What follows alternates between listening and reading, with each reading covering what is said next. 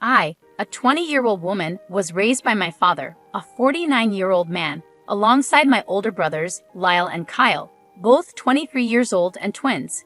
Our mother left shortly after I was born, so I never had a maternal figure while growing up. I tried to ask my dad why she left, but he always dodged the question. This left me with lingering feelings of self-blame.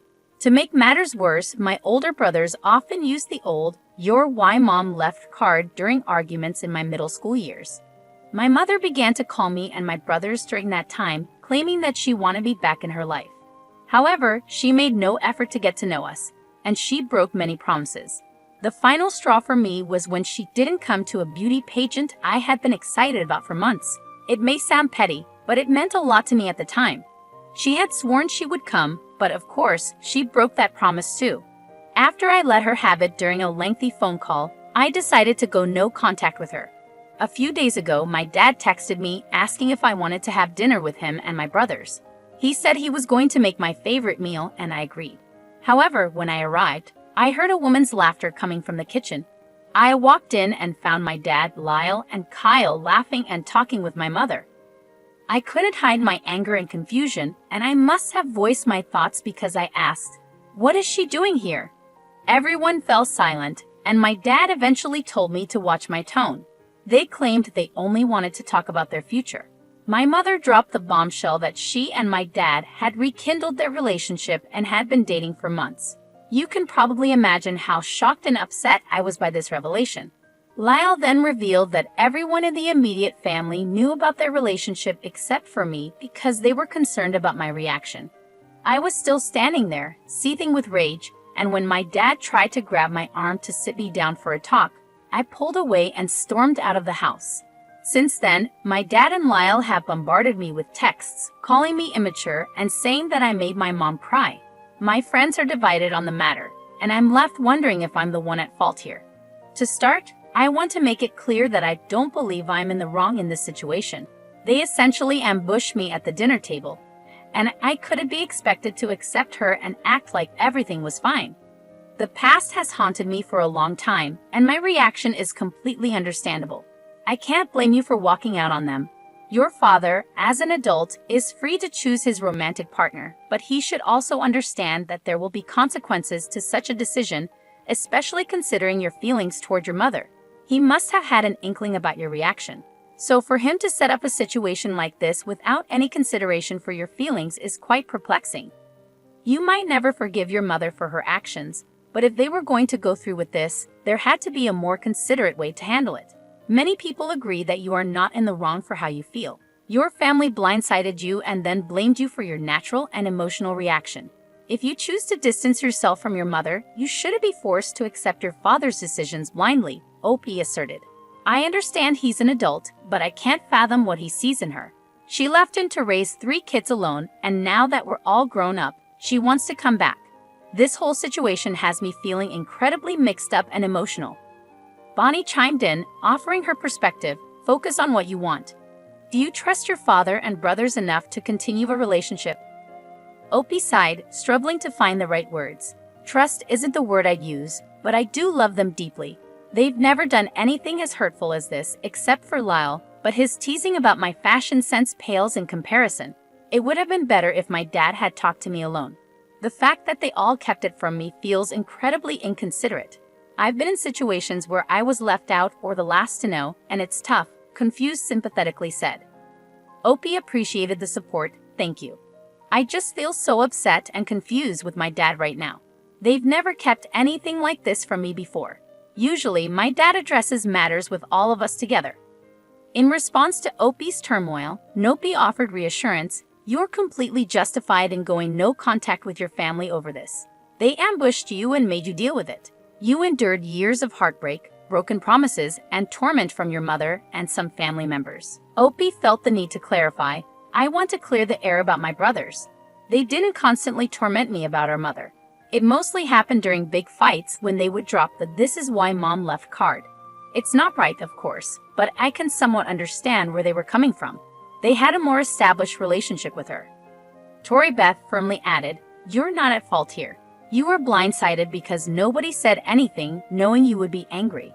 They were trying to soften your reaction with a done deal. Make it clear to everyone, especially your dad and brothers, that while you can't dictate their choices, they can't dictate yours either. If they choose to let her back in and possibly get hurt again, that's their decision. Your trust has been broken far too many times, and you're not willing to do the same. Tell them that while you love them, they shouldn't pressure you into anything. You have every right to cut them off and any flying monkeys they send your way. Let them know that in family gatherings, dinners, holidays, or reunions, you'll be civil, but you won't acknowledge her as a stepmom or mom. She has no right to try and parent you. Before I get into anything, I just wanted to express my gratitude for all the kind words and reassurance. I wasn't really expecting such a supportive response. I'd also like to apologize for the delay in my response. I've been busy with work and other things that have kept me occupied. With your advice in mind, I reached out to my dad and told him that I needed answers about what was going on. He agreed, but he suggested having dinner at his place.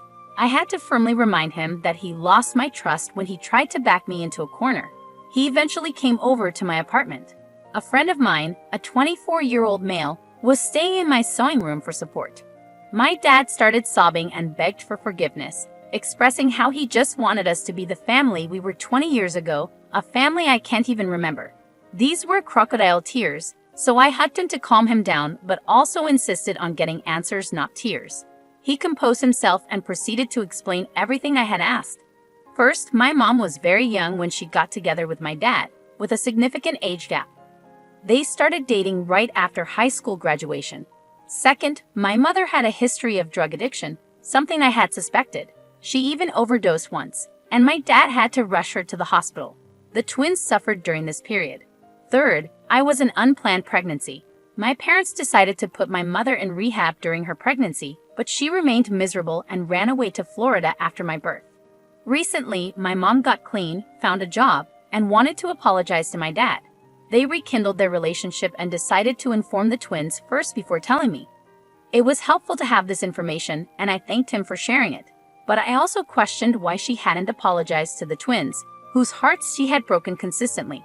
My dad started to backpedal, suggesting that I should give her a chance to prove herself, especially since the twins already had. He also admitted that it was a really bad move not to mention to me that mom was back. I explained to him that I had given her too many chances, and she had irreparably damaged our relationship. However, I clarified that I wasn't going to cut them off entirely, but mom would be treated as a new person. I insisted that we needed therapy without mom before continuing anything. My dad was a bit upset when I conveyed this to him, but he agreed to the therapy and said he would inform Lyle and Kyle. When he told the twins, Kyle was on board, but Lyle was furious. He called multiple times and sent hurtful texts, essentially boiling it down to me being a spoiled brat who needed to get over the past. I responded firmly before blocking him, and we've been in no contact since. We also had our first therapy session, which wasn't groundbreaking but more of an introductory session. We discussed what we want to work on. I even showed our therapist this post. I found myself alone with her, needing to provide more context because I can be a bit scattered at times. She expressed her desire to delve deeper into my feelings about my mother, alongside my father and brothers if possible. I'll attempt to provide further updates whenever I can. I am profoundly sorry for what you're experiencing right now. Your mother's sudden return into your life, with your father welcoming her back, must be incredibly heartbreaking. The feelings involved in this situation must be overwhelming. On top of that, for your family to turn their back on you and label you as a spoiled brat must be deeply hurtful. I genuinely hope that therapy continues to help you, providing you with the support and understanding you need. Now, I'd like to turn the conversation over to you guys. What are your thoughts on this situation? Please share your insights in the comments below. Let's now move on to another story. This next one comes from a new user, 9461, and it comes with an update. The question is, am I the ATA for telling my uncle to stop gifting my daughter extravagant trips? A bit of backstory. When my sister and I were kids, every year for our birthdays and Christmas, my uncle would give us cards. Inside those cards were printed out pictures of various places like local theme parks, zoos, aquariums, and museums. Basically, any place a kid would love to visit. After we opened the cards, he would enthusiastically tell us that we were going to that place. He would make grand promises like, "It's going to be the best trip of your life." However, the catch was, we never actually went on any of those trips. Initially, it was disappointing, but eventually, I started expecting it and just went along with it. I harbor no animosity towards him because, as an adult, I understand he did this due to financial constraints. Here's where my issue begins. My daughter recently turned 5, and for her birthday, my uncle gave her a card. Inside was a printed-out picture of a theme park located about 2 hours away from our house. He promised her a fun weekend away, with elaborate details such as a huge hotel room with a swimming pool, endless snacks, and tickets to every show she wanted to see at the park. Naturally, my daughter was overjoyed. For the past week, she has been talking non-stop about this trip, expressing her excitement to her entire class at school. It breaks my heart to see that smile on her face, knowing deep down that it's not going to happen. I recall how disappointing it was for me, and I didn't want my daughter to go through the same. So I decided to text my uncle. Here's what the message said. "Hi, your message in daughter's names card was beautiful. However, could you please leave out the promise of extravagant trips next time?" The thought and gesture are amazing, but I find it hard to explain when she asks me about the trip. She loves spending time with you, and even a nice lunch together would make her happy. He never responded, but my aunt told me he was upset. She mentioned something about him feeling offended, thinking I implied he could only afford a nice lunch. I didn't mean it that way at all. I just wanted him to understand that my daughter loves him and wants to spend time together without needing extravagant promises. I can see why he interpreted it that way, and now I'm questioning if I'm in the wrong. This has been an unspoken thing in my family for so long, and I wonder if I should have just left it that way. But I can't bear the thought of my little girl being disappointed so many times. My sisters and my mom agree with me. My mom even regrets not stopping it when we were kids. So am I wrong for telling my uncle to stop gifting my daughter extravagant trips? Absolutely not. This is the first time he's done it because she's only 5 years old. Looking back, I realize it might have been wise to immediately clarify to her that this is something uncle does and then put a stop to it with him right away. Stories like this are heartbreaking for kids. The idea of her getting excited, telling all her friends about it, and then finding out it's all false is incredibly cruel. Poet Revolutionary rightly points out, not the AITA, but why are you being sensitive to his feelings when he wasn't sensitive to yours when you were a child? Tell him that his actions cause you repeated disappointment and you don't want your child to experience the same. Surprises are not presents. A lunch or an activity on the day would be lovely, but other than that, stick to an actual gift or give nothing at all. Disastrous Nail agrees, saying, not the AITA. Stop being nice because he's not being nice.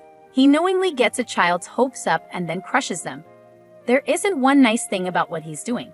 Tell him he's no longer allowed to give gifts because he's a known liar, and all attempts will be intercepted by you. Pandora chimes in, saying, not the AITA, your uncle is being cruel to another generation. She said, I understand that you might feel offended by what I said, but you are being cruel to my daughter by promising a trip that will never materialize. You did the same thing to me and my sisters when we were children, so I know firsthand how much it hurts to have these grand promises made but never fulfilled. I will not allow you to hurt my daughter in the same way. Whether it's due to a lack of time, finances, or another reason, it is unacceptable to make a child feel this way. You know my daughter loves spending time with you. She would have been so happy with a trip to the local park and some ice cream. Now I have to deal with a little girl's broken heart, just like mine was so many times. Please think about the consequences of your actions. Just because you don't witness them doesn't mean they don't happen.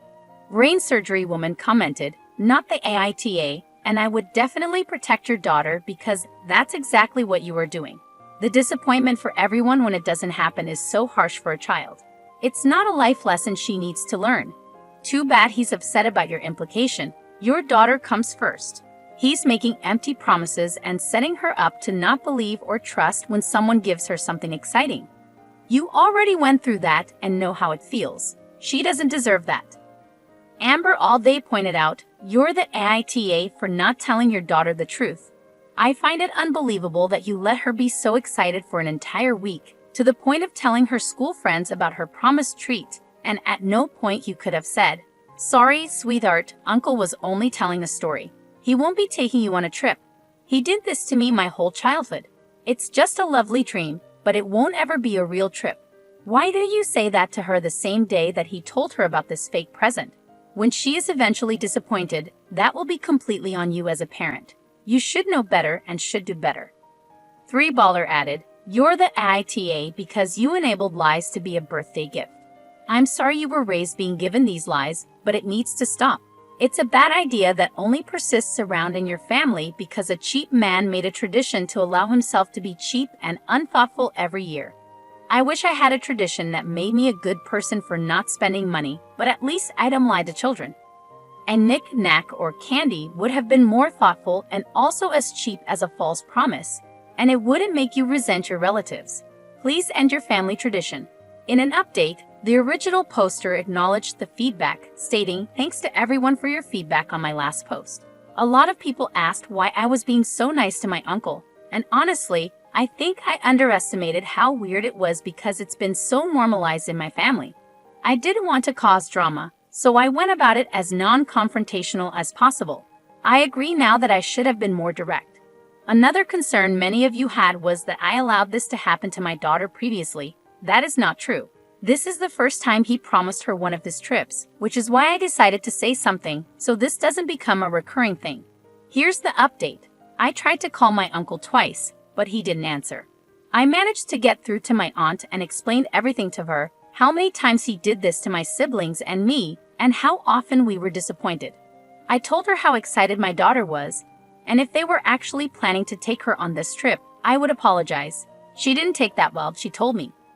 I told them that I felt they were creating unnecessary drama and that my daughter and I weren't acting entitled to expect them to drop everything for the trip. I was shocked and angry and said, "How dare you say that she didn't imagine this trip in her mind and expect you to take her? You promised her this trip, and her disappointment is not entitlement. It's not my job to make sure a grown man feels secure in himself. And it's a shame my family spent so long coddling him." I was so mad that I just hung up. I no longer feel any ounce of guilt for setting my boundaries. Many people asked if I could take my daughter on the trip. Unfortunately, that theme park closes for the season this month. However, I surprised her with something even better. After the phone call with my aunt, my partner and I decided to book a trip to Disneyland. It may sound crazy and impulsive, but we've been wanting to plan this for a while, and we decided it's the perfect time. My kid is entitled to an extravagant trip. Last year, we sat her down and explained that her uncle wouldn't be able to take her on the promised trip. I tried to be as honest as possible without confusing her. She was understandably upset and had a lot of questions. After we answered them all, I told her not to worry because her mom and dad are taking us somewhere instead. When she found out it was Disneyland, she was over the moon.